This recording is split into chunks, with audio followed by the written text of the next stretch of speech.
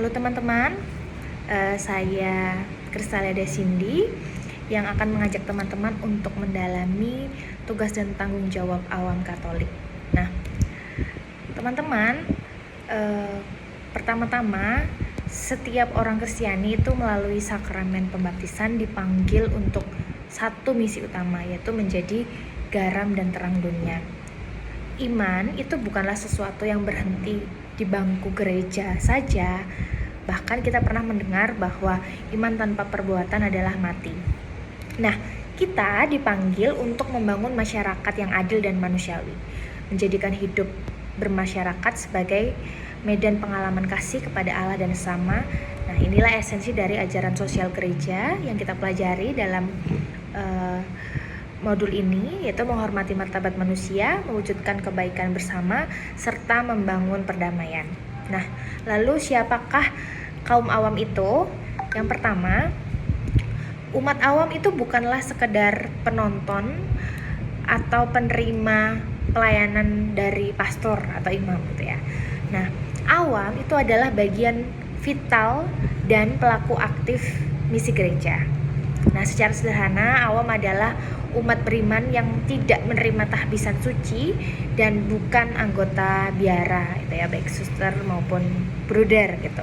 Nah, meskipun berbeda fungsi dengan kaum klerus, dalam Konsili Vatikan kedua menegaskan bahwa martabat awam adalah setara di hadapan Allah. Jika para imam melayani di altar, kaum awam melayani di altar dunia, menguduskan dunia dari dalam melalui pekerjaan, profesi, dan kehidupan keluarga.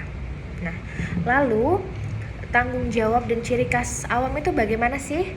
Yang pertama, ciri khas utama kaum awam adalah sifat keduniawiannya.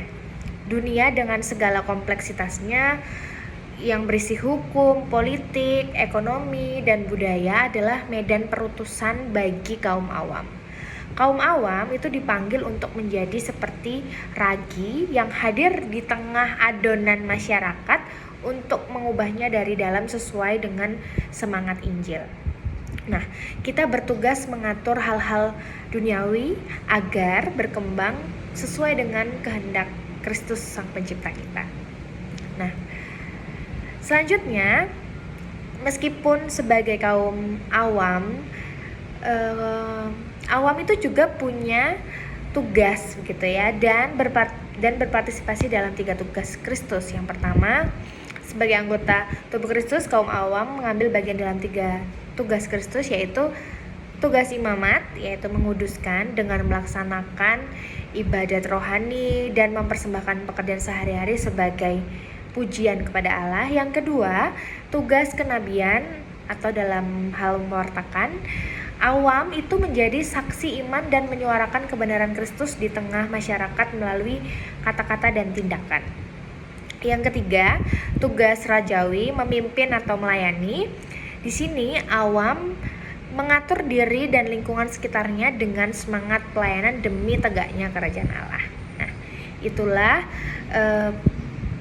partisipasi awam dalam 3 tugas Kristus. Nah, selanjutnya, bagaimana perwujudan panggilan kaum awam?